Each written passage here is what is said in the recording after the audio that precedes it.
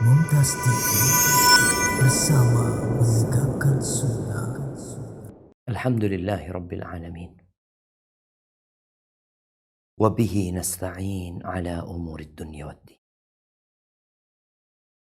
Segala puji bagi Allah, Tuhan semesta alam, yang menciptakan kita, yang memberikan segala fasilitas untuk kita, menjamin rizki dan segala kebutuhan hamba.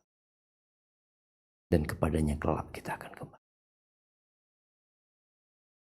Allahumma salli wa sallim ala abdika wa rasulika sayyidina wa maulana Muhammad wa ala alihi wa ashabihi ajma'in. Ya Allah, semoga salawat dan salam, berkah dan nikmat senantiasa Engkau curahkan untuk hamba kekasih-Mu, untuk baginda Nabi kita Muhammad alaihi salatu wassalam, untuk keluarga beliau, untuk istri-istri beliau, untuk putra-putri beliau, dan untuk seluruh sahabat Nabi. Semoga Allah meridhoin kita bersama mereka. Amma ba'd, ahibati fillah.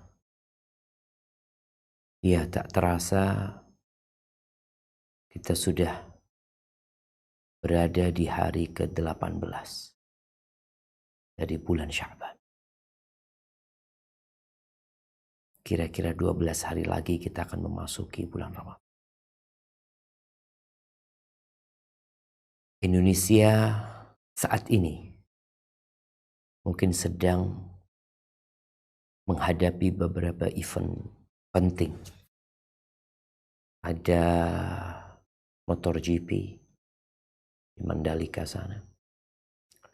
Ada juga mungkin COVID-19 yang juga belum selesai. Ada kedatangan Delta Cron kalau nggak salah. Pernikahan antara Omicron sama Delta jadi Delta Cron. Kemudian juga sibuk masalah politik yang berkaitan dengan pemindahan ibu kota, ada lagi masalah penundaan pemilu, berbagai macam masalah. Sehingga sebagian orang lupa bahwa mereka adalah hamba Allah Azza wa Jalla. Kita sedang dalam mempersiapkan diri menghadapi tamu yang agung ini. Yang kalau kita tahu keutamaan Ramadan, kelebihan bulan Al-Quran ini, maka mungkin sebagian orang akan ambil cuti, akan off dulu. Kenapa? Karena ini harus persiapan ya. Makanya kadang-kala kalau ada orang mau menikah ya, itu persiapannya nggak dekat-dekat hari ya. 3 bulan sebelumnya, 6 bulan sebelumnya, mereka sudah mempersiapkan gedungnya, mereka mempersiapkan makanannya, susunan acaranya, berbagai macam kegiatan yang akan dilakukan sebelum dan sesudah acara akad nikah. Itu mereka persiapkan. Ini kalau kita bicara persiapan pribadi-pribadi. Tapi untuk Ramadan, yang di dalamnya ada satu malam yang lebih baik dari umur kita semuanya. Kalau bicara umur kita ya antara 60-70. Ada satu malam yang kata Allah Azza wa Jalla, Lailatul Qadri khairun min alfi syahr. Malam penentuan itu, Lailatul Qadar itu lebih baik dari 1000 bulan. Artinya kalau engkau bekerja selama 1000 bulan, gak berhenti engkau bekerja. Artinya dari lahir, dia terus bekerja nih. Karena 1000 bulan itu kira-kira 83 tahun plus 4 bulan. Kalau dia bekerja tuh, dari sejak lahir udah kerja. Ini satu malam lebih baik dari semua itu. Bukan sama, lebih baik.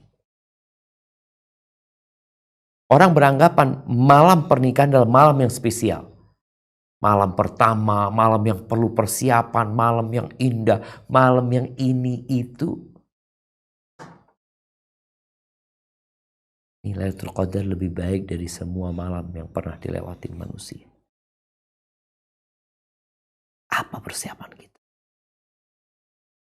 Yang nonton televisi mungkin sudah mulai mendapati iklan-iklan untuk berbuka. Bukan untuk puasa, untuk berbuka. Atau iklan-iklan untuk sahur. Ahibati fillah. Sebenarnya apa sih yang kita cari dalam kehidupan ini? Ramadan tahun ini kita mau ngapain? Ada yang beranggapan Ramadan ini momentum tahunan, Ustaz. Rutinitas, tradisi, budaya, kebiasaan, ya udah nggak ngapa-ngapain. Karena memang udah biasa.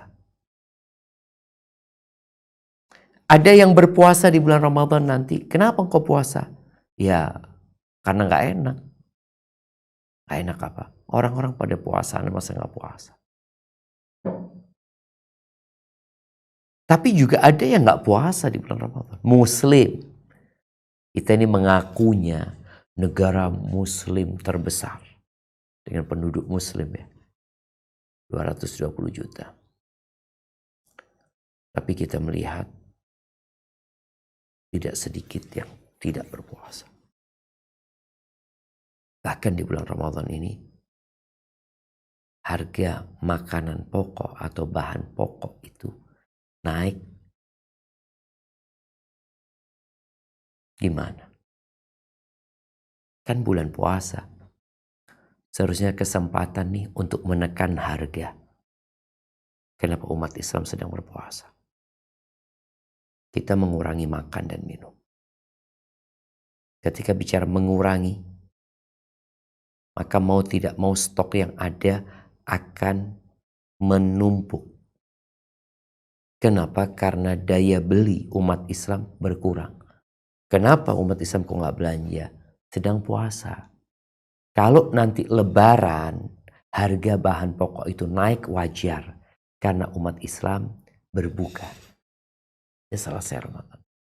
Tapi ini Ramadan udah pada naik. Ahibati fillah, ada juga yang berpandangan bahwasanya menahan diri dari makan, minum, syahwat selama Ramadan itu adalah perbuatan orang yang kurang kerjaan. Apain sih kau melakukan itu? Bicara persiapan menghadapi Ramadan, semuanya kembali kepada visi dan misi kita dalam kehidupan ini. Kembali kepada ambisi dan niat manusia dalam kehidupan ini. Ada yang visi misinya hanya seperti seekor sapi. Sapi. Kau lihat sapi? Atau kambing? Apa sih yang ada di benak kambing itu? Makan. Kawin. Bersenang-senang. Sapi juga kayak gitu. Sebagian manusia ya nggak jauh dari visi, misi, dan ambisi serta niatnya seekor kambing. Kau lihat kambing-kambing di dunia ini, apa sih kerjaan dia? Cari makan. Setelah makan kawin, punya anak, dikawin lagi. Di surat Adz-Dzariyat ayat 55-56, Allah Azza wa Jalla menjelaskan kepada kita tentang kenapa kita berada di muka bumi ini. Nah, silahkan dibaca.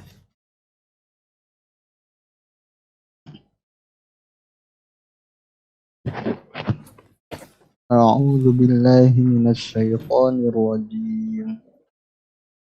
Bismillahirrahmanirrahim.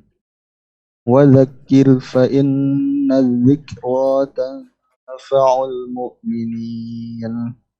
Wa ma khalaqtul jinna wal insa illa liya'budun. Dan yang artinya, dan tetaplah memberi peringatan, karena sesungguhnya peringatan itu bermanfaat bagi orang-orang yang beriman. Dan aku tidak menciptakan jin dan manusia, melainkan supaya mereka menyembah. Subhanallah jemaah, ini tujuan hidup kita. Kita diperintahkan untuk memberikan peringatan di saat manusia lalai, lupa, lengah, sibuk dengan permainan mereka, lupa dengan tujuan diciptakannya mereka. Ahibati fillah, Al-Imam Ibnul Qayyim rahimahullahu ta'ala menjelaskan hubungan antara niat dan ambisi seseorang untuk meraih apa yang dia inginkan. Kita lihatlah orang yang ingin jadi dokter. Apa yang terjadi? Dia niat menjadi dokter, iya. Maka dia akan daftar di kuliah kedokteran. Kemudian dia semangat harus sukses. Maka dia akan meninggalkan banyak hal dalam kehidupan dia demi suksesnya apa yang dia tuju. Yang ingin jadi dokter. Yang ingin jadi presiden. Dia niat, aku mau jadi presiden. Oke. Niatmu ingin jadi presiden. Apa yang harus engkau lakukan? Ya udah. Jalannya. Lewat apa engkau menjadi presiden? Ada partai, jalurnya, atau jalur individu atau apa? Jalurnya. Kalau jalurnya benar, tinggal tekad dan semangatnya. Orang yang ingin sesuatu biasanya dia akan all out. Berjuang, berkorban demi sesuatu itu.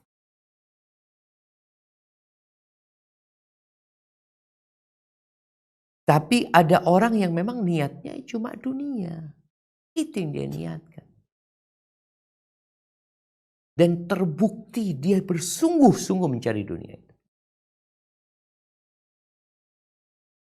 Sedangkan kita jamaah gak lama hidup di dunia. Ramadan datang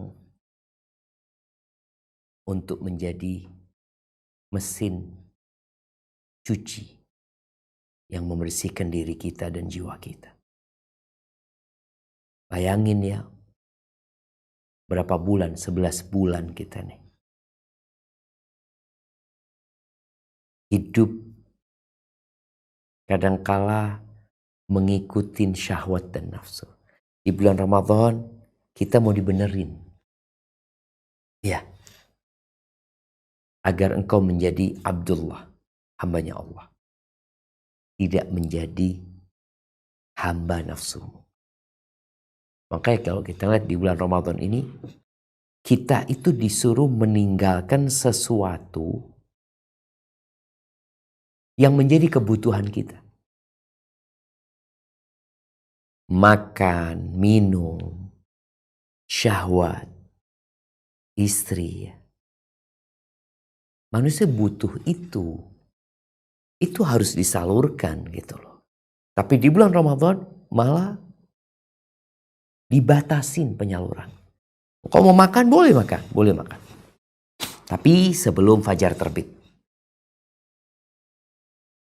Kemudian berhenti. Kau mau minum, gak boleh. Fajar terbit gak boleh minum. Lalu sampai kapan? Sampai matahari terbenam. Loh kenapa kita melakukan itu? Disinilah poinnya. Karena engkau makhluk yang lemah, ada yang menciptakan engkau. Seperti seorang yang kerja di sebuah perusahaan, kemudian dikatakan, kamu masuk jam 7, pulang jam 4. Loh kenapa? Loh kamu kerja di sini gitu loh. Kamu gak mau, silahkan cari tempat kerja yang lainnya. Ini kalau ada manusia yang gak mau dengan aturan Allah, ya silahkan. Mungkin perlu cari bumi yang lainnya. Ahibati fillah. Anda ingin mengajak teman-teman untuk berlomba-lomba jemaah di bulan Ramadan ini. Kalau di Mandalika orang berlomba untuk menjadi yang pertama. Mereka terus berputar berputar. Padahal resiko mereka terjatuh, resiko mereka tewas. Tapi mereka semangat. Karena apa? Tadi yang kita bicarakan, ada tujuan yang dia cari, sehingga itu mendorong dia untuk melakukan apapun di jalan yang benar demi meraih niat mereka. Penonton yang nonton umpamanya, mereka datang ke Mandalika nonton. Dapat apa mereka? Mereka hanya ingin mendapatkan kesenangan. Dan berlomba-lomba mereka datang. Dari berbagai negeri, mereka keluar duit. Iya, keluar duit. Yang sedang kita cari ini, yang lebih baik dari dunia dan isinya. Kalau tadi kita bicarakan ada satu malam yang lebih baik dari 1000 bulan. Ada juga yang lebih baik dari dunia dan isinya.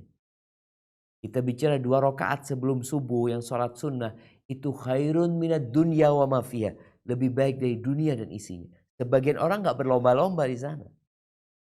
Dia berlomba-lomba untuk meraih sesuatu yang semu, yang fana. Yang bakal dia tinggalkan. Tapi dia bersungguh-sungguh. Ahibati fillah. Allah berfirman di surat Ali Imran ayat 133. Apa kata Allah Jalla Jalaluhu?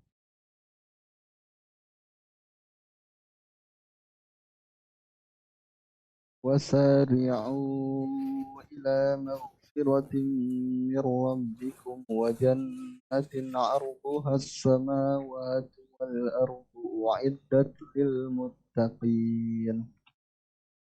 Dan bersegeralah kamu kepada ampunan dari Tuhanmu dan kepada surga yang luasnya seluas langit dan bumi yang disediakan untuk orang-orang yang bertakwa. Nah, ini yang kita disuruh berlomba-lomba. Yang disuruh bersegera. Menuju apa? Bukan menuju kepada 1 triliun. Hadiahnya 5M orang rebutan. 10M rebutan. Hadiahnya 1 triliun rebutan manusia. 100 triliun rebutan lagi mereka. Bahkan mereka siap bunuh-bunuhan mungkin untuk itu. Nih, yang Allah tawarkan kepada kita. Maghfirah, ampunan dari Allah. Karena kita banyak dosa. Wajannah, dan surga. Tempat tinggal, tempat istirahat, tempat memandu cinta dan kasih. Yang luasnya seluas langit dan bumi. Antum bisa lihat setiap weekend Bogor itu, jalur Bogor itu penuh padat. Mau ngapain orang? Duduk di hotel, di villa. Yang segitu tempatnya gak sebesar, ya kecil lah. Kalau dibandingkan dengan Indonesia itu bagian kecil dari Indonesia. Ini surga yang Allah tawarkan tuh arduhas samawatu wal ard. Luasnya seluas langit dan bumi. Apa gak perlu persiapan yang kayak gini jemaah? Kalau mereka yang mau main motor aja, ada pemanasannya, mereka kerjakan, ada latihannya, ada bimbingannya, ada istirahatnya, ada makannya, dipersiapkan. Itu yang hanya untuk mendapatkan ya beberapa duit dan penghargaan. Itu mereka persiapan. Dan persiapannya kadangkala mati-matian. Terus Ramadan. Masa kita nggak punya persiapan apa-apa? Maka ahibati fillah, apa aja persiapan kita untuk menghadapi Ramadan? Yang pertama, biasanya kalau mau ada tamu yang datang ke rumah kita akan bersihkan rumah kita. Dibersihkan rumahnya, nggak enak lah. Masa ada tamu rumahnya berantakan. Setelah dibersihkan, udah bersih nih. Apa nih, ada yang kurang nih kayaknya. Perlu pewangi. Ada yang mungkin dikasih hiasan. Supaya tamunya seneng. Betah di rumah. Mereka nyaman di rumah kita. Itu biasanya tamu dari kalangan manusia. Tapi karena tamunya ini adalah Ramadan, syahrun mubarak, bulan yang penuh dengan berkah, Bulan yang di dalamnya dibuka pintu-pintu surga, ditutup pintu-pintu neraka, dibelenggu setan-setan. Dan di sana ada malam yang lebih baik dari 1000 bulan. Maka kita harus membersihkan hati kita dalam menyambut. Hati kita itu rumah kita. Dibersihkan hatinya. Supaya ketika tamu itu datang, senang tuh tamu. Dan kita pun senang menyambutnya. Ahibati fillah. Allah Azza wa Jalla berfirman di surat Al-Hasyr ayat 18 sampai 20. Coba kita lihat apa yang Allah inginkan dari hambanya. A'udzu billahi minasy syaithanir rajim. يا أيها الذين آمنوا اتقوا الله ولتنظر نفس ما قدمت لغد واتقوا الله إن الله خبير بما تعملون ولا تكونوا كالذين نسوا الله فأنساهم أنفسهم أولئك هم الفاسقون لا يستوي أصحاب النار وأصحاب الجنة أصحاب الجنة هم الفائزون. Yang artinya, hai orang-orang yang beriman, bertakwalah kepada Allah dan hendaklah setiap diri memperhatikan apa yang telah diperbuatnya untuk hari esok atau akhirat, dan bertakwalah kepada Allah, sesungguhnya Allah Maha mengetahui apa yang kamu kerjakan. Dan janganlah kamu seperti orang-orang yang lupa kepada Allah, lalu Allah menjadikan mereka lupa kepada diri mereka sendiri. Mereka itulah orang-orang yang fasik. Tidaklah sama penghuni-penghuni neraka dengan penghuni-penghuni surga. Penghuni-penghuni surga itulah orang-orang yang beruntung. Barakallahu fiik. Kita diperintahkan untuk mempersiapkan diri. Melihat persiapan kita buat hari esok itu apa. Perhatikan jemaah. Maka kalau kita bicara pertama tadi hati kita. Kita perlu ingat nih sama Allah. Ini mau Ramadan nih. Bulan yang penuh dengan berkah. Bulan dibukanya pintu-pintu surga. Gak bisa kita santai untuk itu. Dan Allah sebutkan. Ada orang-orang yang lupa sama Allah. Akhirnya mereka Allah bikin, Allah hukum mereka dengan lupa dengan diri mereka sendiri. Artinya lupa dengan maslahatnya, lupa dengan kepentingannya, lupa dengan kenyamanannya. Karena dia lupa sama Allah Azza wa Jalla. Dan gak sama gitu penghuni neraka dengan penghuni surga. Gimana mau disamakan? Ini penghuni surga orang-orang yang berjuang ketika hidup di dunia. Mereka menempa jiwa, meninggalkan nafsunya. Dan orang yang mengikuti nafsunya dan lupa sama Allah Azza wa Jalla. Gak sama. Orang sukses itu penghuni surga. Gimana kesuksesan mereka? Persiapan. Mereka melakukan persiapan. Maka hendaklah kita bertobat kepada Allah Azza wa Jalla. Membersihkan hati dari syahwat dan syubhat, dari penyakit-penyakit hati kita. Jangan menunda-nunda tobat. Dan jangan sok suci.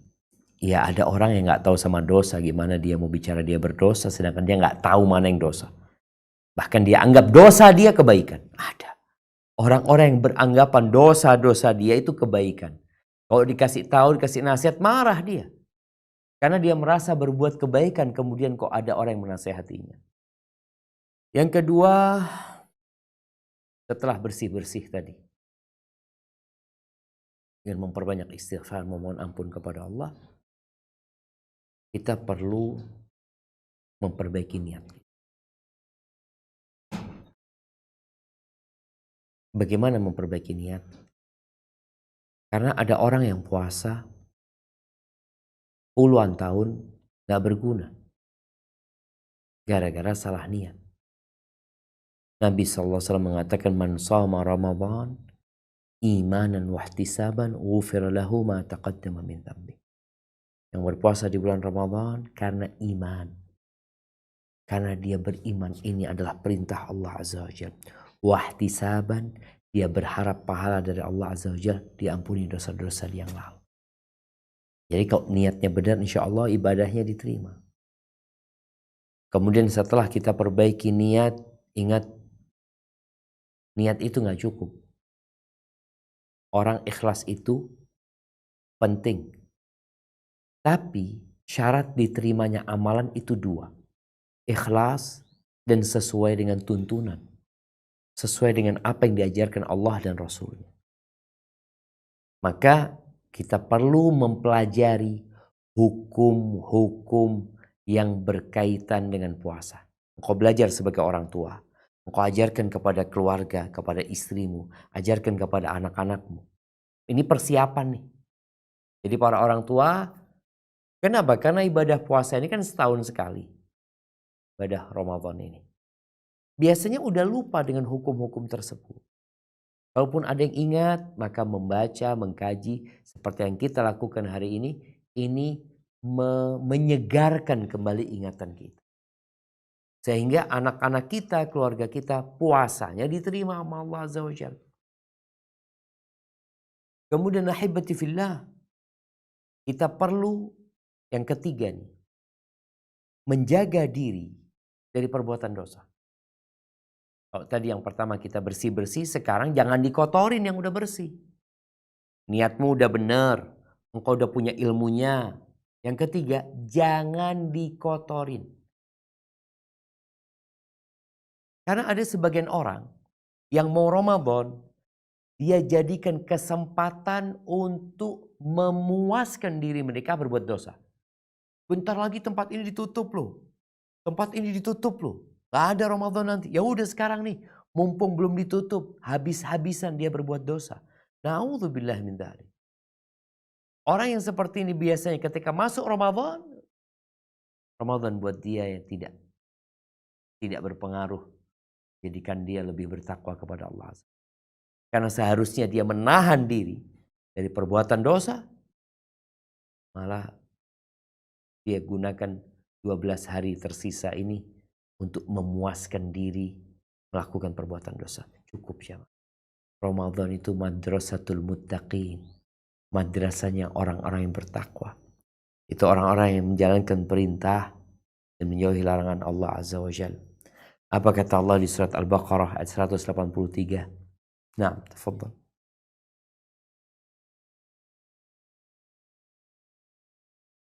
يا أيها الذين آمنوا كتب عليكم الصيام كما كتب على الذين من قبلكم لعلكم تتقون. Hai orang-orang yang beriman, diwajibkan atas kamu berpuasa sebagaimana diwajibkan atas orang-orang sebelum kamu agar kamu bertakwa. Barakallahu fikum. Nah, Ramadan itu madrasatul muttaqin. Maka kita persiapannya tadi, ya udah mulai bersih-bersih. Mulai jaga diri. Nafsu kita jangan diturutin terus. Makanya di bulan Ramadan Nabi SAW udah mulai puasa. Mulai puasa beliau di bulan Sya'ban. Sebelum Ramadan, di bulan Sya'ban beliau sudah banyak puasa sunnah. Karena itu termasuk latihan kita untuk menahan diri dari perbuatan dosa. Dari mengikuti syahwat dan kemauan nafsu kita. Ahibati fillah, kalau nanti masuk Ramadan, kita masih belum bisa mengontrol diri kita. Kata Nabi SAW dalam hadis riwayat Imam Bukhari, "Man lam yada' qaula az-zur wal jahla wal 'amala bihi falaysa lillahi hajatun fi an yada'a ta'amahu wa syarabahu." Barang siapa yang tidak meninggalkan ucapan-ucapan palsu, tindakan-tindakan bodoh, perbuatan-perbuatan keji, maka Allah nggak perlu sama dia meninggalkan makan dan minum. Allah tidak ingin menyiksa hambanya dengan meninggalkan makan dan minum. Allah mensyariatkan puasa ingin mengangkat derajat hamba untuk menjadi orang yang bertakwa. Tapi kalau ternyata dia di bulan Ramadan nanti tetap berbuat dosa, karena memang sebelum Ramadan dia memuaskan dirinya dengan perbuatan dosa, nggak berhenti berbuat dosa, maka Allah nggak perlu dengan puasa dia. Apa gunanya puasa dia? Hanya menggugurkan kewajiban, tapi nggak bermanfaat buat. Kemudian yang keempat jemaah, termasuk persiapan di bulan Sya'ban ini menyambut Ramadan yang sudah tersisa sedikit. Ingat, bulan Sya'ban ini bulan diangkatnya amalan. Ada dua orang yang Allah tidak akan mengampuni dosa-dosanya. Siapa? Musyrik atau musyahid. Yang satu orang musyrik, yang satu orang menyimpan dendam, tidak bertegur sapa dengan saudaranya. Maka hendaklah kita berusaha menyambung rahim yang putus, memperbaiki hubungan yang rusak. Karena jangan sampai kita udah berusaha beramal soleh, tapi gara-gara ada satu dosa yang kita lakukan berkaitan dengan memutuskan silaturahim atau tidak bertegur sapa dengan saudara kita, akhirnya amalan kita atau dosa-dosa kita nggak diampuni sama Allah Azza wa Jalla. Kemudian ahibati fillah, ya kita perlu menjaga hati ya. Mungkin ada yang pernah nyakitin kita, ada yang nggak suka sama kita, ada omongan yang memojokkan kita. Apa tugas kita? Maafkanlah mereka. Karena kita perlu masuk Ramadan dengan hati yang lapang. Hati yang siap untuk berebut pahala. Untuk berlomba-lomba di situ. Tapi kalau orang menyimpan sesuatu di dirinya, ada iri, ada dengki, gimana dia akan produktif? Sulit bagian untuk produktif. Akan ada pikiran-pikiran negatif yang ada pada dirinya. Rasulullah Sallallahu Alaihi Wasallam pernah ditanya, ayun nasi afdal, manusia mana yang lebih afdal? Ini banyak orang nih, yang paling afdal di antara manusia siapa? Kullu makhmumil qalbi saduqil lisan. Semua orang yang makhmumul qalb, jujur lisan. Kata para sahabat Nabi radhiyallahu taala anhum, saduqul lisan na'rifuhu, fama makhmumul qalbi. Kalau bicara orang yang ngomongnya jujur, kita tahu. Tapi makhmumul qalbi itu apa? Kata Nabi SAW, huwa taqiyun naqi, la ithma fihi wala baghya wala ghilla wala hasad. Bicara hati yang makhmum adalah hati yang bertakwa, hati yang bersih, yang di dalamnya nggak ada dosa, nggak ada kezaliman, nggak ada iri, nggak ada dendam. Itu yang disebut dengan makhmum. Dan orang ketika hatinya sehat, ya kita lihatlah orang-orang yang sakit jantung, jalan dikit udah ngos-ngosan dia.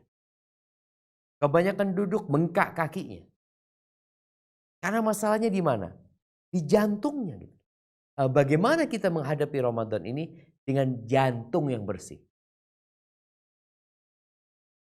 Ya, dengan harapan tadi Allah mengampuni dosa-dosa kita ya. Nah memang di malam nisfu Sya'ban itu Allah mengampuni semua dosa-dosa hambanya kecuali musyrik dan musyahid. Orang yang melakukan kesyirikan dan yang menyimpan dendam atau tidak bertegur sapa. Baik, yang selanjutnya jamaah,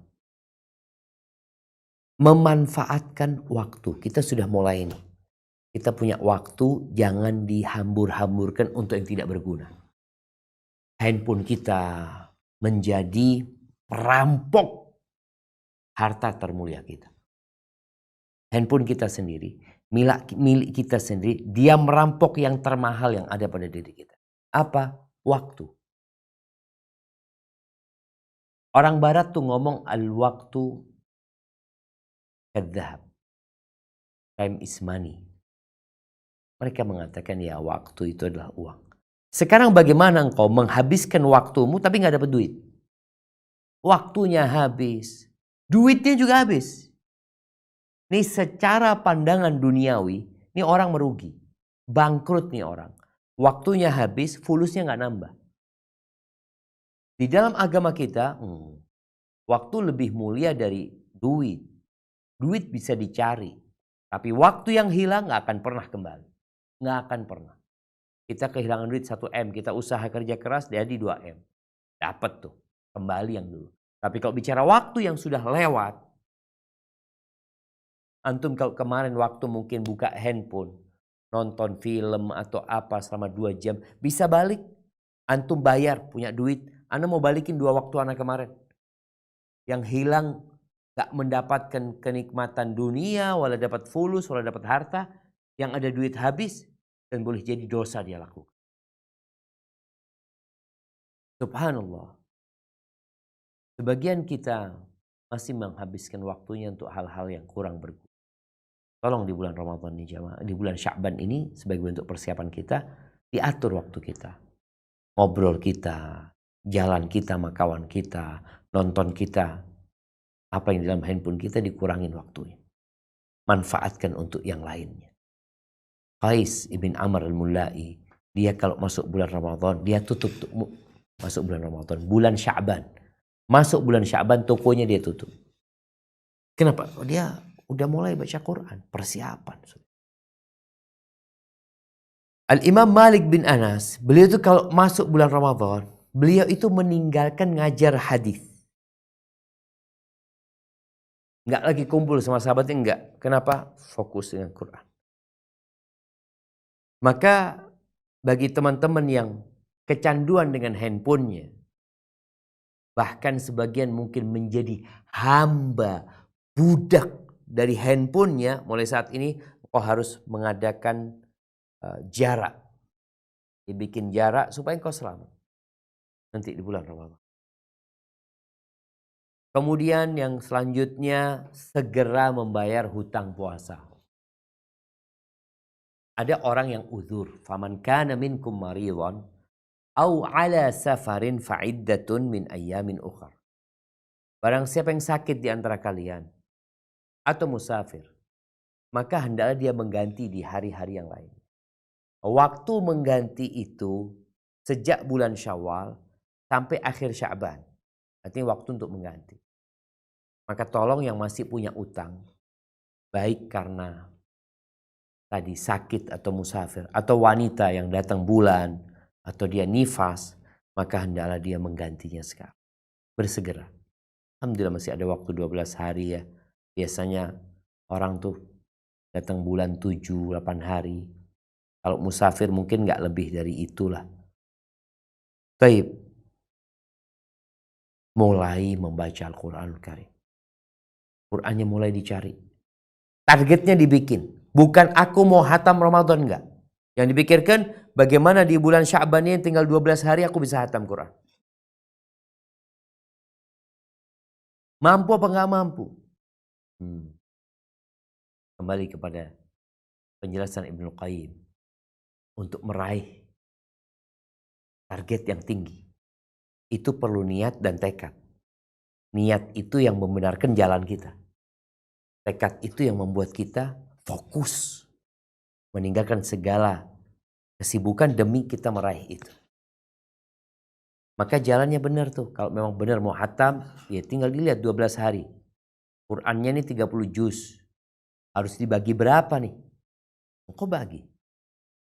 Waktunya sehingga kita bisa menghatamkan Al-Quranul Karim. Ya kalau yang biasa baca 1 juz, mungkin bisa baca 2 juz sekarang. Yang kemarin 1 lembar, mungkin ditambah lembarannya. Dengan harapan kita benar-benar memanfaatkan Ramadan sebagai syahrul Quran. Bulan diturunkannya Al-Quranul Karim. Baik, ahibati fillah. Nanti di bulan Ramadan, kita akan melihat manusia berbondong-bondong memenuhi masjid untuk sholat tarawih, sholat malam. Maka kita perlu membiasakan diri dengan sholat malam. Orang yang tidak terbiasa dengan sholat malam, lalu sholat malam, kecapean dia. Makanya kenapa sebagian orang itu kalau sholat tarawih cari masjid yang cepat imamnya. Karena dia nggak terbiasa sholat malam. Nggak terbiasa. Tapi orang yang sudah terbiasa, ketika masuk bulan Ramadan, maka dia akan sholat malam, sholat tarawih, tanpa merasa capek. Perlu dibiasakan. Oh, ana alhamdulillah sudah sholat malam. Kalau bisa sholat malam, ana biasa sholat malam 5 rakaat. Sekarang ditambah 2 kali lipat. Jadikan 11 semua. Sehingga ini menjadi pembiasaan buat kita untuk melakukan sholat tarawih nantinya dengan nyaman. Nggak lagi terbebani. Tapi orang yang jarang sholat malam jamaah, ketika disuruh sholat tarawih, ya dia nggak sabar gitu. Usahakan kita juga sholatnya ditambah dari sisi panjang bacaannya. Ketika ruku, tambahin bacaan yang lebih panjang. Ketika sujud seperti itu. Apa tujuannya? Ya kita akan melakukan sholat ini di Ramadan nantinya. Tapi sebenarnya sholat malam itu dianjurkan dikerjakan sepanjang tahun. Bukan hanya di bulan Ramadan. Kemudian banyak-banyak berdoa. Mulai kita yang jarang berdoa ya. Perbanyak doanya. Minta sama Allah. Allahumma barik lana fi Sya'ban wa ballighna Ramadan. Kita mengkhususkan waktu antara adzan dan qomat. Itu waktu mustajab. Yang mungkin selama ini kita jarang berdoa. Bagaimana kita memperpanjang doa kita. Dan memperbanyak permohonan kita kepada Allah Azza wa Jalla. Karena lisaim, orang yang puasa itu punya doa mustajab. Nah, kalau engkau sekarang udah membiasakan diri dengan puasa sunnah. Terus tadi, kau juga sudah membiasakan diri dengan sholat malam. Kemudian berdoa kepada Allah Azza wa Jalla. Masya Allah. Ini akan menjadi pemicu atau pendorong kita untuk lebih semangat lagi menghadapi bulan Ramadan. Kemudian kita perlu belajar iktikaf di masjid. Nanti di bulan Ramadan tuh ada iktikaf 10 hari terakhir. Kita biasakanlah sekarang masjid, salat subuh, pulang ketika syuruk. Kemudian ketika datang maghrib, salat maghrib nggak pulang udah, nanti isya pulang. Karena kalau bicara iktikaf yang sempurna nanti di Ramadan, itu 10 hari. Dan ini berat mungkin bagi seorang yang nggak pernah diam di masjid. Tapi kalau dia udah biasakan dirinya ke masjid, kadang-kala dia berangkat sholat asar ya. Masjid, terus dia niatkan iktikaf sampai anak mau pulang habis isya. Yaudah kau duduk. Jadi ahibati fillah, gak ada batasan iktikaf itu waktu yang paling sedikit berapa, tapi yang jelas berdiam di masjid.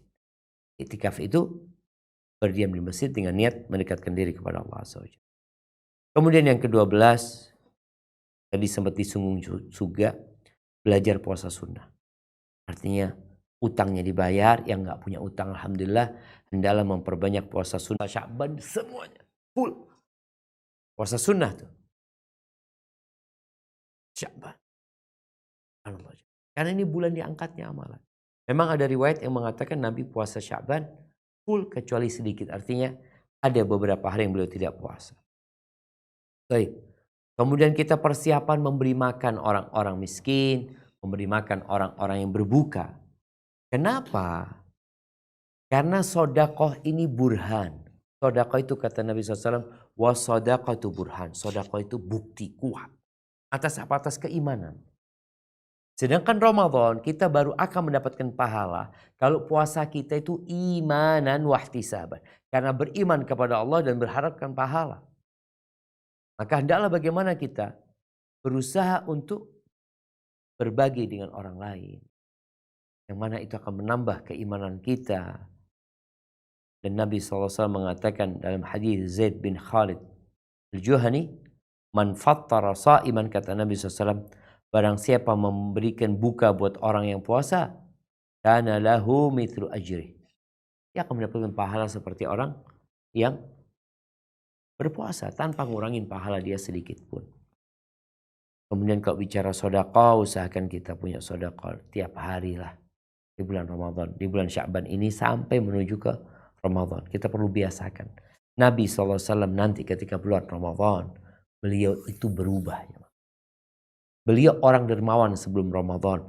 Masuk Ramadan, kedermawanan beliau jangan ditanya. Kana ajwadan nas. Beliau adalah orang yang paling dermawan. Kemudian yang ingin berangkat umrah. Kita tahu Nabi SAW menyebutkan bahwasanya umratun fi Ramadan ta'dilu hajjah. Umrah di bulan Ramadan itu setara sepadan dengan haji. Dan riwayat lain dikatakan seperti haji bersamaku, yakni bersama Nabi SAW. yang ingin berangkat umrah, maka mulai engkau tentukan. Duitnya siapin, mau berangkat tanggal berapa, kemudian kegiatan apa aja yang akan dilakukan, dan kalau bisa berangkat sebelum 10 hari terakhir. Kenapa? Ya harapannya kalau 10 hari terakhir engkau pulang dalam perjalanan, engkau takut kehilangan malam-malam mulia. Tapi kalau engkau memang enggak, Anda 10 hari terakhir mau di Mekah, oh tafadhal. Semoga engkau mendapatkan Lailatul Qadar di sana. Mulai tinggalkan wisata kuliner. Bagian kita itu masih, di situ ada makanan enak, itu makan ini. Jadi kalau dengar orang ngomong ada restoran enak, kita nggak tahan. Kita kepingin berangkat ke sana. Makanya seharusnya kita meninggalkan tuh. Ada yang memberikan risam ya. Atau penjelasan tentang, ini makanan enak, ini pantas dicoba. Engkau tinggalkan, nonton itu tinggalkan. Dan berusaha untuk makan bismillah. Makan yang biasa. Ini juga untuk mempersiapkan fisik kita ya. Orang kalau sudah biasa makan sedikit, bagi dia puasa di Sya'ban, ketika masuk Ramadan dia nggak kaget lagi. Kemudian biasakan tidur lebih awal. Dulu orang itu habis Isya udah tidur. TV nggak ada, listrik nggak ada. Ngapain dia tidur, udah istirahat. Sepertiga malam akhir mereka bangun. Sekarang dengan adanya handphone, dengan adanya televisi, orang itu nonton sampai jam 10, sampai jam 11, sampai jam 12 kadang kala. Nggak tidur.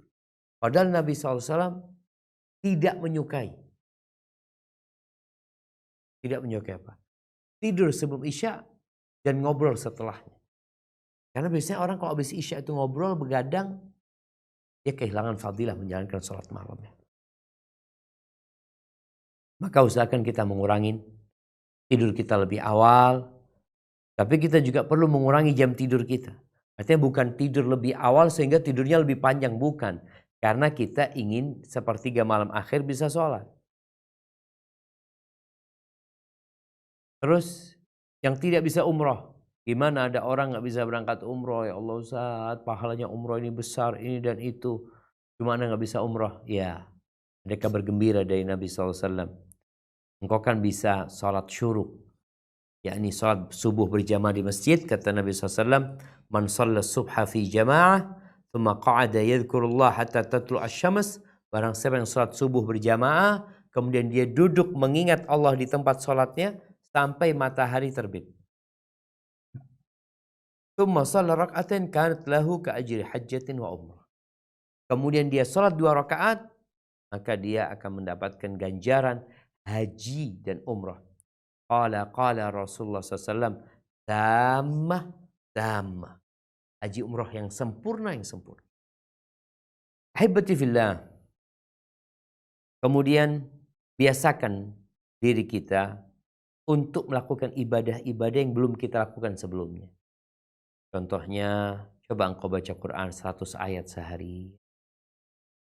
Atau apa yang ibadah-ibadah yang belum engkau biasa lakukan, engkau lakukan. Kemudian contohnya mungkin kita ikut sholat jenazah ya. Yang laki-laki mengantarkannya sampai di kuburan. Karena kita tahu ini proses bagaimana kita mempersiapkan diri untuk menyambut Ramadan. Sehingga hati kita benar-benar siap. Kita sudah memiliki kesiapan dan bekal yang lengkap. Antarkan jenazah. Ini Nabi SAW mengatakan, man shalla ala janazatin falahu qirat. Barang siapa yang salat kepada sebuah jenazah, maka dia dapat pahala 1 qirat. Wa in syahida dafnaha falahu qiratan. Kalau dia menyaksikan penguburannya, salat plus menyaksikan penguburannya, falahu qiratan. Dia akan dapat 2 qirat. Walladzi nafsu Muhammadin biyadihi al-qiratu a'zam min Uhudin hada. Kata Nabi SAW, demi Allah, demi jiwaku berada di tangannya, qirat itu lebih besar dari gunung Uhud ini. Insyaallah. Kemudian kita perlu membuat tabel kerjaan kita, kegiatan kita. Di bulan Sya'ban ini udah dimulai.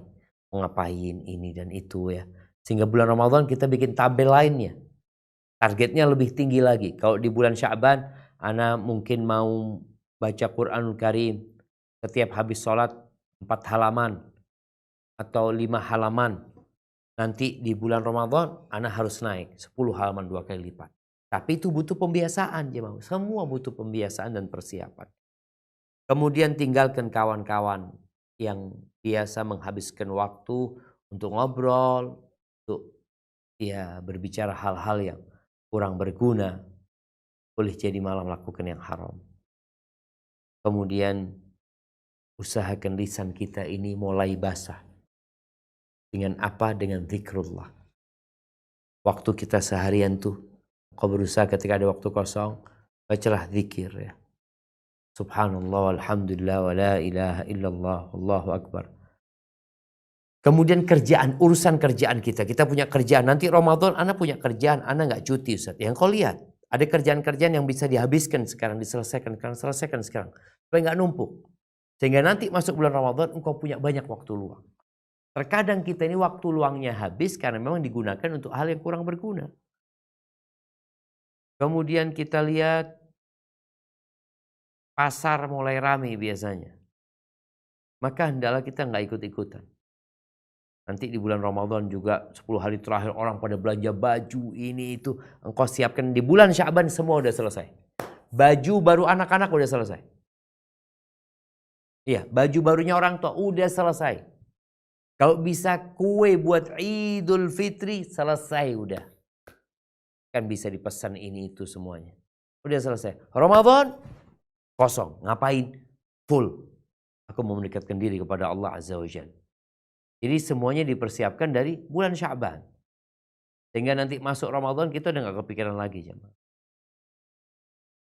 Kemudian kita perlu mengkondisikan kampung kita, kerabat kita, saudara kita. Ini mau Ramadan loh. Sehingga kita saling mengingatkan. Karena biasanya di bulan Ramadan itu orang bukan merasakan kemuliaannya, tapi dia senang karena Ramadan ada acara-acara televisi yang spesial. Ada yang sarung bareng, sarung on the road atau apa. Dia jadi tertarik untuk itu, bukan tertarik untuk meraih keutamaan bulan Ramadan. Kemudian kita biasakan anak-anak kecil mulai berpuasa, walaupun mungkin dia nggak bisa full, paling nggak 1/4 hari, nanti setengah hari, nanti 2/3, nanti bisa full. Ini termasuk pembiasaan kita jemaah. Baik, ahibati fillah. Insyaallah dengan kita mempersiapkan diri ketika Ramadan itu tiba, kita akan siap berlari. Jadi seperti orang yang dikatakan lomba lari, ya semua berada di posisi masing-masing. Atau sekarang kalau bicara motor, semua berada di posisi masing-masing. Semua sudah mengecek motornya, rodanya, bensinnya, gasnya, semua sudah siap. Dia mulai ngegas, ngeng. Terus dia gas. Ketika nanti bendera itu dikibarkan, menunjukkan mulai start, dia lari. Karena udah persiapan. Tapi gimana kalau tuh orang-orang yang ikut motor GP itu, dikatakan bentar lagi ya, 5 menit lagi kita mau start. Mereka pada duduk, pada ngopi, pada ini, pada selonjoran. Ketika dikatakan start, mereka baru mau lari, motornya di mana, helmnya di mana, bajunya belum dipakai.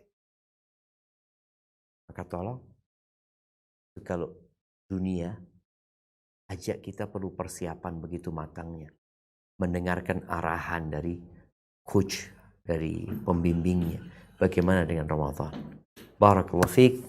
Allahumma barik lana fi Sya'ban wa ballighna Ramadan. Allahumma sallim li Ramadan wa sallim Ramadan li wa tasallamhu minni mutaqabbalan. Mungkin kita masuk ke sesi tanya jawab. Ana kembalikan ke moderator. Jazakumullah khairan. Allahumma amin. Syukran wa jazakumullahu khairan. Kami sampaikan pada Ustaz Dr. Syafiq Riza Basalamah Sema Hafizahullah Ta'ala atas materi yang telah disampaikan. Semoga dapat bermanfaat bagi kita semua dan dapat memacu kita untuk lebih semangat lagi beramal di bulan Sya'ban ini menghadapi bulan suci Ramadan. Afan Ustaz, sebelum anak sampai lupa sebelum kajian sebelum sesi tanya jawab ini dimulai, apakah ada kuis untuk hari ini? Kayaknya enggak dulu mungkin. Oke. Baik. Barakallahu fikum. Barakallahu fikum. Ya. Baik, kita masuk ke sesi tanya jawab dan kami langsung panggil pada Al-Ukh atau Ibu Neta Agustina. Tafadhol.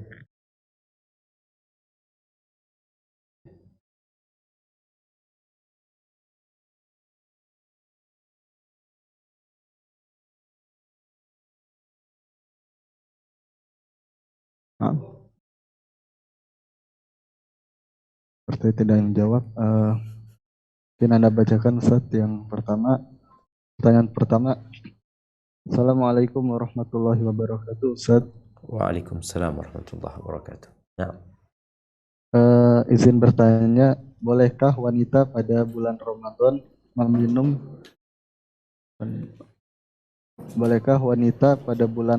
meminum obat untuk pencegah datang bulan untuk bisa puasa full di bulan Ramadan? Mohon penjelasannya Ustaz. Jazakallah. Barakallahu fiik. Nah,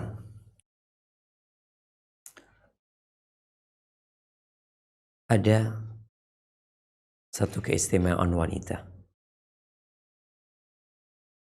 di mana Allah mengatakan walaysa dzakaru kal untha. Laki-laki itu enggak sama-sama wanita. Dari sisi fisiknya, dari sisi otaknya, dari sisi perasaan dan hatinya enggak sama. Sehingga kewajiban kepada mereka kadang-kala menyesuaikan. Subhanallah. Perempuan datang bulan yang menyebabkan dirinya tidak bisa, dan tidak bisa, tapi tidak boleh berpuasa. Dan tidak boleh sholat. Kalau puasa dia tinggalkan tanpa dia mengganti. Tapi kalau sholat dia tinggalkan tanpa dia mengganti. Tapi kalau puasa yang dia tinggalkan karena datang bulan, maka dia mengganti. Sekarang alhamdulillah ada kemudahan di mana telah ditemukan obat-obatan yang membuat wanita itu terlambat datang bulannya. Sehingga dia bisa full puasa di bulan Ramadan. Apakah boleh wanita menggunakan itu? Ana membaca penjelasan sebagian ulama. Itu akan membahayakan dia. Karena obat yang dia minum itu akan menyebabkan tertahannya sesuatu yang harus dikeluarkan. Dan engkau meminum obat itu bukan karena terpaksa. Artinya tidak ada hajah yang membuat engkau harus minum obat itu. Kenapa? Karena engkau bisa menggantikannya di hari yang lain. Maka jangan minum. Kecuali darurat. Seperti apa? Jemaah umrah, jemaah haji. Karena dia punya waktu terbatas. Perjalanan umrah dengan waktu 9 hari umpama. Yang dia berangkat pada saat kemungkinan dia datang bulan. Kan perempuan semua tahu, biasanya datang bulan dari tanggal sekian sampai tanggal sekian. Artinya kalau dia tahu enggak, mamanya perempuan ini datang bulan, anak biasanya datang bulan itu tanggal 1 sampai tanggal 7. Sedangkan dia mau berangkat umrah, insya Allah tanggal 9. Oh aman, insya Allah nggak perlu dia minum itu. Jadi sebenarnya obat yang diminum itu bertentangan dengan kondisi tubuh dia. Sehingga akan membahayakan dirinya. Terus gimana? Caranya adalah ya sudah. Engkau ganti di hari-hari yang Allah berikan dispensasi. Dan kita tidak perlu memaksakan diri. Nanti akan datang waktunya ketika engkau sudah sampai umur menopause, tidak lagi datang bulan, engkau akan bisa puasa full tanpa berhenti. Hadza wallahu a'lam bissawab. Barakallahu fikum ya Ustazana. Kemudian kami panggil Ibu Neta, tafadhali untuk bertanya langsung.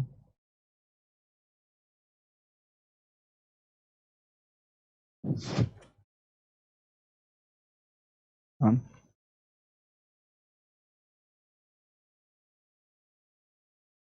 Atau pada Al-Ukht Marwah, tafadhali. Baik, syukran atas waktunya. Bismillahirrahmanirrahim. Assalamualaikum warahmatullahi wabarakatuh. Waalaikumsalam warahmatullahi wabarakatuh. Ini apa yang ingin saya tanyakan, Ustaz, tentang bagaimana dari usia berapa saja anak-anak itu bisa kita didik untuk berpuasa, dari usia berapa saja, Ustaz? Dari usia dini maksudnya. Nah, Masya Allah. Ustaz, Afwan, boleh satu lagi? Nah, kalau berkaitan silakan. Ya, di dalam bulan Ramadan, semisal kita sudah melaksanakan sholat tarawih dan witir di rumah, khususnya akhwat, kemudian kita terbangun di sepertiga malam lagi, apa boleh bisa sholat lain, Ustaz? Karena setahu anak, sholat witir itu sholat penutup. Assalamualaikum warahmatullahi wabarakatuh. Masya Allah. Baik, ahibati fillah. Ya, ini berkaitan dengan mempersiapkan anak-anak kita ya. Sejak mulai umur berapa sih anak-anak itu dibiasakan puasa? Kalau sholat ada hadisnya, di mana Nabi SAW mengatakan, Muru auladakum bis salati li sab'in. Suruh anak-anak kalian sholat ketika mereka umur 7 tahun. Itu sholat. Ana rasa di umur 7 tahun itu anak-anak sudah ngerti omongan. Sudah bisa faham. Sehingga berkomunikasi dengan mereka itu akan mudah. Mungkin dari umur itu pula kita perlu membiasakan anak kita berpuasa. Tapi tadi proses yang kita sampaikan 1/4 hari, setengah hari. Mereka latihan, mereka nggak puasa, mereka latihan ya. Latihan supaya ketika datang kewajiban itu mereka udah siap. Jadi anak rasa umur 7 tahun itu menjadi umur yang anak sudah bisa berkomunikasi, bisa dikasih tahu. Tapi boleh jadi dari satu anak ke anak lain berbeda-beda. Kadangkala yang beda itu orang tuanya sebenarnya. Jadi ada orang tua yang semangat gitu ya, mendidik anaknya untuk puasa. Sehingga dia berusaha anaknya ini disuruh sahur ya. Ketika sahur itu disuruh makan yang banyak. Kemudian dikasih vitamin, dikasih ini dan itu. Dengan harapan dia memang kuat gitu loh. Tapi ada orang tua yang asal-asalan berjamaah. Jadi dia tidak mempersiapkan untuk puasa anaknya. Tolong dipersiapkan. Apa makanan yang disukai sama anak? Soalnya dia akan makan di waktu yang gak biasa dia makan. Itu waktu sahur. Dan ini membuat dia kadang-kala malas bangun, malas makan. Maka insya Allah itu menjadi kewajiban orang tua untuk mendidik anaknya.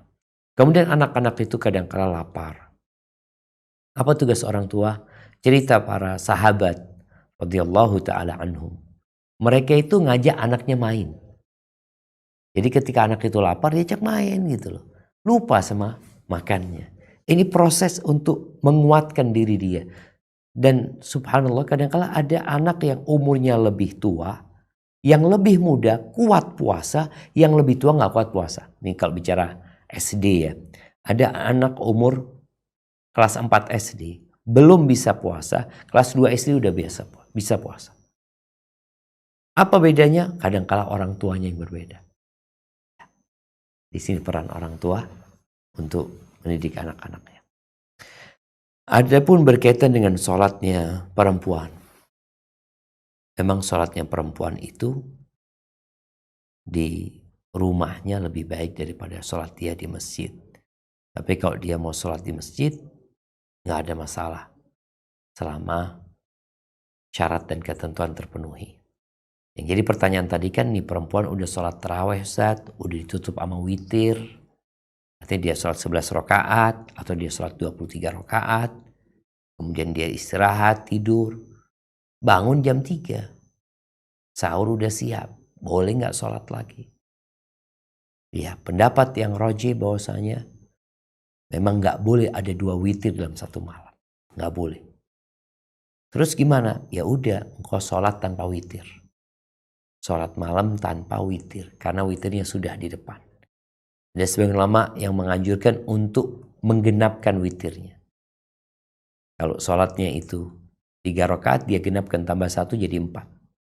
Yang witirnya kemudian dia berarti kan genap, terus dia sholat genap lagi, nanti itu dengan witir. Tapi mungkin yang lebih baik dia nggak usah witir, dia cukup sholat genap. Kadang-kadang dia sholatnya bersama imam. Ada orang yang sudah witir ya, habis isya dia sudah witir, tahu-tahu dia sholat malam bersama imam. Imamnya witir, ya udah dia niatkan nggak witir. Ketika imamnya assalamualaikum, dia bangun lagi nambah 1 rakaat. Sehingga yang dia lakukan adalah genap tidak ganjil. Ini urusan genap ganjil kayak di Jakarta ya. Barakallahu fiik. Nah, seperti itu. Masya Allah. Barakallahu fiikum, barakallahu wa jazakumullahu khairan ya Ustazana. Kemudian pertanyaan selanjutnya akan Anda bacakan. Bismillah. Assalamualaikum Ustaz. Waalaikumsalam warahmatullahi wabarakatuh. Semoga Ustaz, keluarga serta tim senantiasa dalam Allah Subhanahu wa taala. Allahumma amin. Afwan izin bertanya. Alhamdulillah ana masih mempunyai 2 mbah lanang atau laki dan mbah wedo atau perempuan. Yang mbah wedo sudah lupa-lupa dan pikun. Dan bulan Ramadan tahun lalu mbah sering lupa kalau beliau puasa, dan orang yang sudah pikun dan sepuh tidak wajib berpuasa. Tetapi setahu ana bulan Ramadan tahun lalu mbah ana belum dibayarkan fidyah.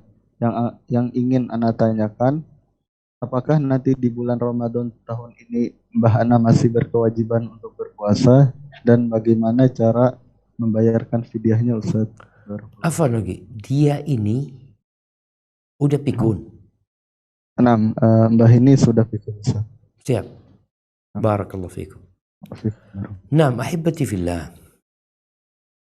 Kewajiban puasa itu adalah buat orang muslim yang baligh, yang berakal. Ada kemampuan dia untuk puasa. Kalau dia belum baligh berarti belum wajib. Kalau dia nggak ada akalnya berarti dia nggak wajib, sehingga tidak perlu dibayarin fidyah. Dia nggak wajib puasa gitu. Jadi yang dibayarin fidyah itu adalah orang yang dia itu diwajibkan atasnya berpuasa, tapi dia nggak mampu. Karena tidak kemampuan dia ini, maka dia dibayarin fidyah. Tapi kalau orang yang akalnya nggak ada bersama dia, memang dia nggak diwajibkan gitu, sehingga tidak perlu membayarkan fidyah. Jadi kalau dikatakan sudah orang tuanya sudah pikun, udah akalnya nggak ada bersama dia, ya udah nggak usah dibayarin fidyah. Tapi kalau orang tuanya nggak pikun, cuma dia nggak mampu puasa, kan ada yang sudah sepuh dia nggak mampu puasa, maka yang diwajibkan bagi dia adalah bayar fidyah karena ketidakmampuan dia berpuasa. Bagaimana cara bayar fidyahnya? Ya bisa dirapel 30 hari itu. Dia kasih makan 30 orang. Sekarang bisa nasi bungkus, nasi kotak, dia bagikan ke orang-orang miskin ya. Syaratnya harus orang-orang miskin. Maka insya Allah dengan seperti itu dia telah menyelesaikan fidyahnya buat orang tuanya.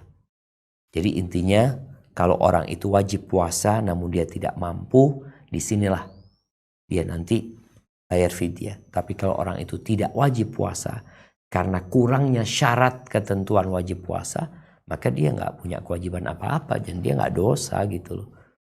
Hadza wallahu a'lam bissawab. Nah. Barakallahu fikum ya Ustazana. Afan Ustaz, masih di pertanyaan dari penanya yang sama. Beliau bertanya bagaimana cara Ana menyampaikan kepada orang tua Ana yang sebagai anak dari Mbah Ana. Mohon penjelasannya Ustaz, jazakumullahu khairan. Na'am, barakallahu fiik. Ya, hibati fillah nih, para anak nih perlu perhatian sama orang tuanya, kondisi orang tuanya. Dan orang tua itu adalah pintu surga yang terindah. Jangan sampai kita kehilangan pintu ini. Tiket masuk surga yang paling mudah itu sebenarnya orang tua. Dan masuknya lewat pintu yang paling awsatu abwabil jannah. Bagaimana cara anak menyampaikan kepada orang yang fadilah, sampaikan kepada orang tua umpamanya, Masya Allah ya bunda ini alhamdulillah ya masih ada orang tuanya, sehingga itu menjadi peluang dan kesempatan besar untuk masuk surga lewat jalan mereka. Jadi dibesarkan hati mereka, karena kadang-kala orang tua juga mulai capek ya menghadapi mbahnya, neneknya ini yang merepotkan. Katakan ini adalah kesempatan untuk mendapatkan karunia Allah Azza wa Jal, ridallah fi ridal walidain. Lalu sampaikan berkaitan dengan kewajiban. Kalau tadi mbah mungkin punya utang puasa yang belum terbayarkan, dalam kondisi dia sudah lemah nggak bisa dia berpuasa, maka dibayarin fidyah. Tapi kalau tadi sampaikan kalau memang sudah pikun, ya udah nggak wajib puasa lagi buat mereka. Hadza wallahu a'lam bissawab. Nah. Jazakumullahu khairan ya Ustazana. Barakallahu fikum. Kemudian kami panggil selanjutnya pada Bapak Wisnuntoro. Tafadhol. Assalamualaikum warahmatullahi wabarakatuh. Waalaikumsalam Izin bertanya, warahmatullahi wabarakatuh. tadi Ustadz sampaikan bahwa sangat utama untuk bisa umroh 10 hari terakhir, kemudian lebaran di Makkah. Lebih utama mana apabila kita masih memiliki ibu berusia 90 tahun yang tentunya akan sangat menunggu anaknya pulang kampung, dibanding dengan kita melakukan umroh 10 hari terakhir dan lebaran di Makkah tadi. Demikian Ustadz, jazakumullah khair. Oh, barakallahu fiik. Ya, ahibati fillah. Mungkin anak ingin uraikan lebih detail lagi bahwasanya umroh di bulan Ramadan itu pahalanya seperti haji bersama Nabi SAW.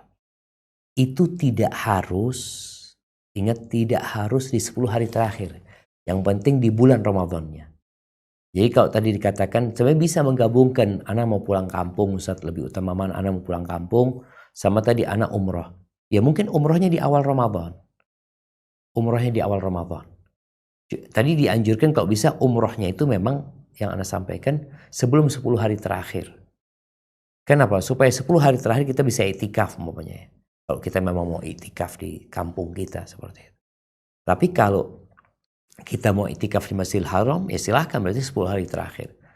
Namun yang punya orang tua tetap harus pamit sama orang tuanya. Harus izin sama orang tuanya. Karena ini amalan bukan wajib, amalan sunnah. Di masa Nabi SAW, ketika ada seorang sahabat yang datang kepada Nabi SAW dari Yaman. Bayangkan dari Yaman dia datang ke Madinah. Ribuan kilo dia tempuh. Lalu dia mengatakan, aku datang untuk berbaiat kepadamu, untuk jihad dan hijrah. Dan Nabi SAW, orang tuamu masih hidup. Hidup, engkau ke sana. Pulang. Nabi juga pernah bertanya, orang tuamu masih hidup? Iya. Adzina laka, memberikan izin kepadamu? Kata dia, enggak ya Rasulullah. Oh, kalau gitu engkau pulang, kata dia. Engkau ilzam rijal. Kalau ngasih izin, fadl, nggak ngasih izin, jangan.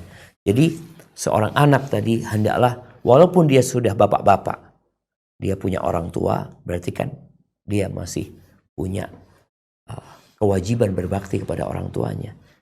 Maka hendaklah dia izin. Kalau dikatakan kau orang tua mengatakan boleh, silakan engkau umroh akhir Ramadan, nanti datang ke ibu setelah pulang dari sana umpamanya. Ya kita berangkat.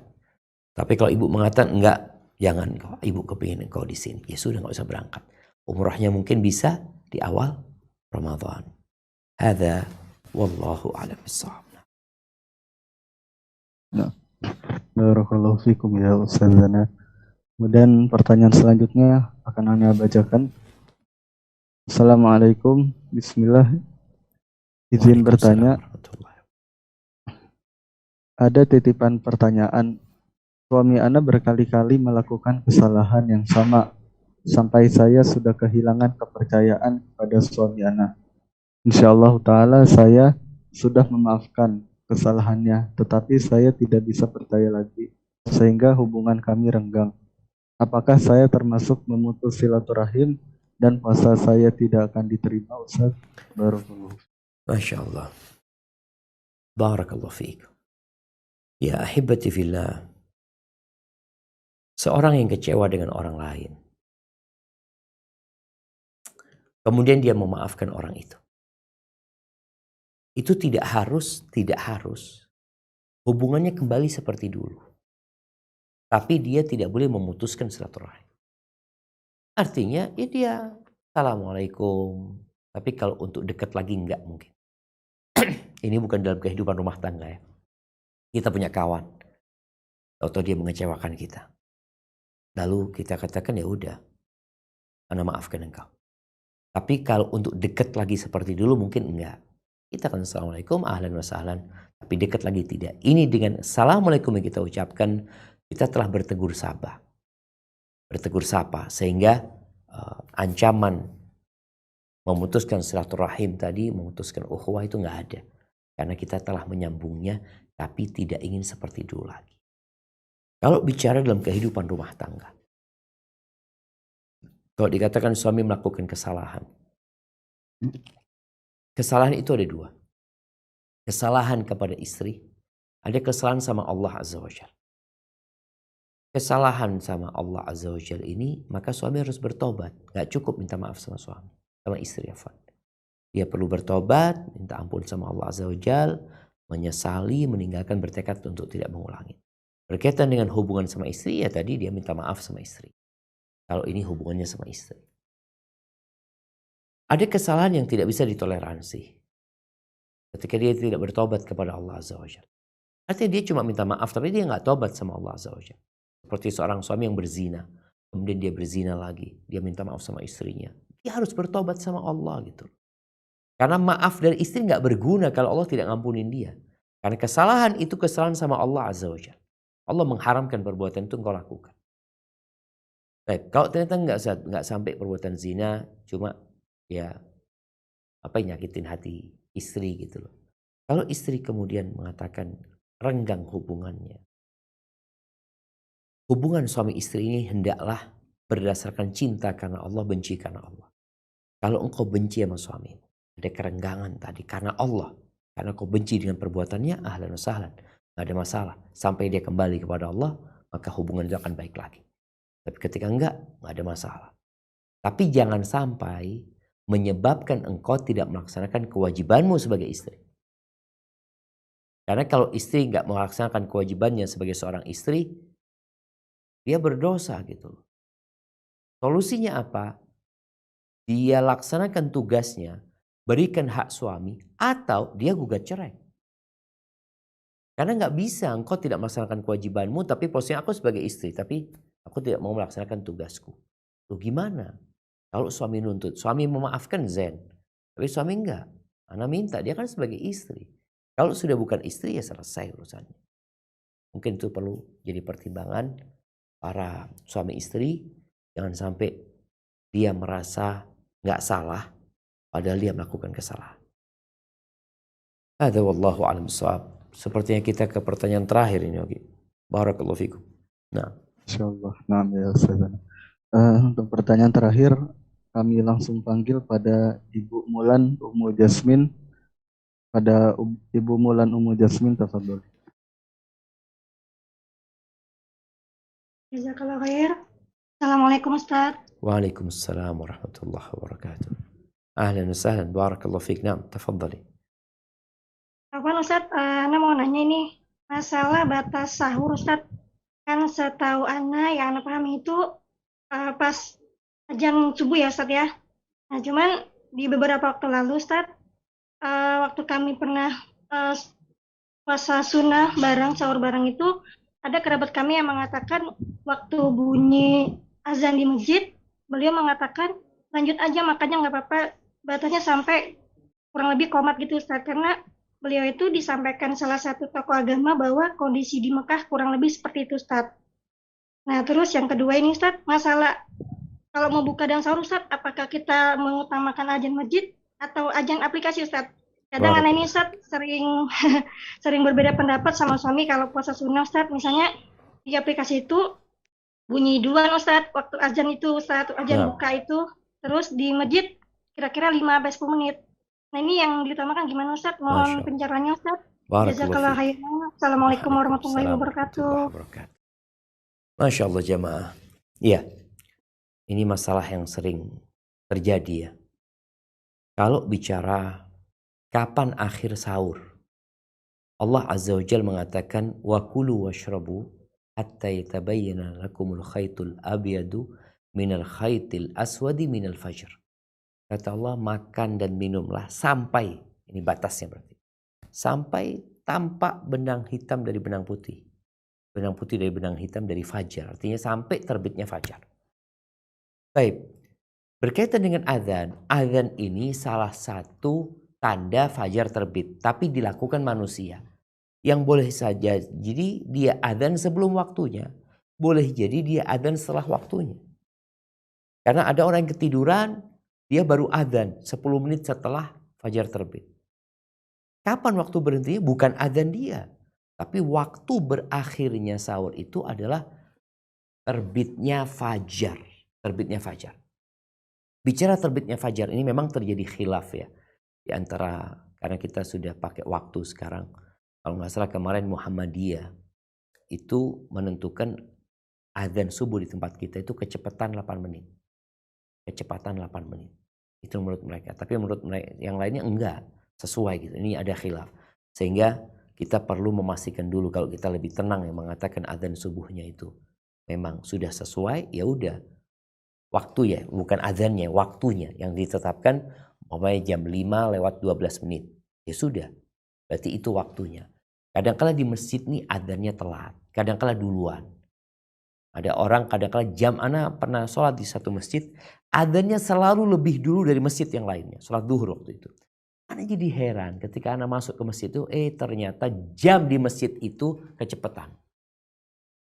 Jadi ingat kalau bicara batasannya adalah terbitnya fajar. Di Mekah itu adzannya 2 kali. Madinah adzannya 2 kali, subuh itu. Adzan yang pertama itu memang belum masuk waktu subuh. Itu untuk membangunkan orang yang tidur. Kemudian membuat orang yang sedang sholat itu sahur. Waktunya udah deket nih waktu sahur.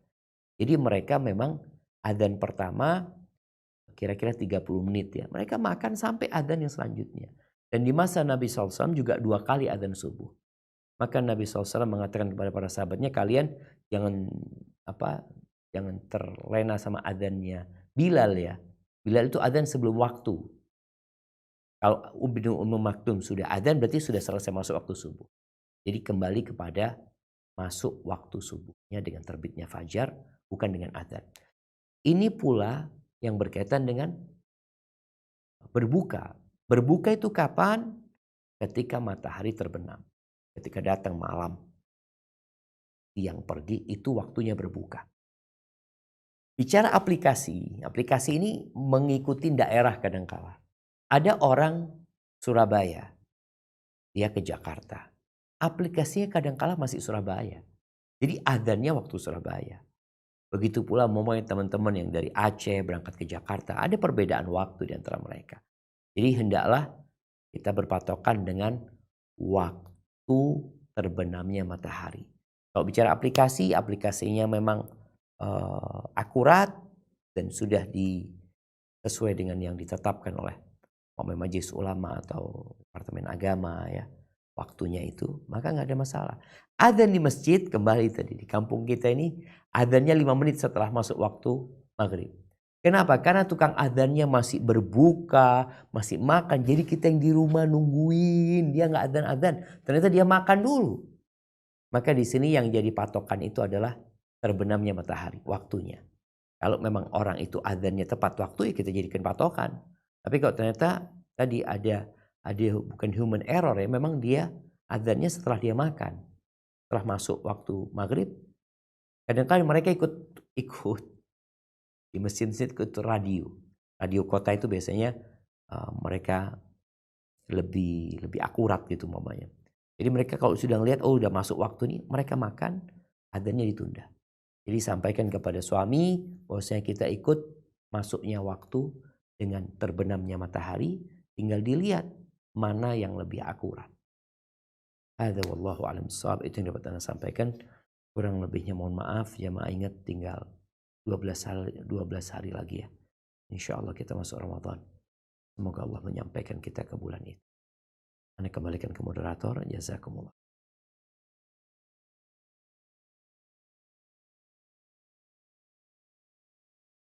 Assalamualaikum. Kami sampaikan pada Ustaz Dr. Syafiq Rizal Basalamah LCMA Hafizahullah Ta'ala atas materi yang telah disampaikan.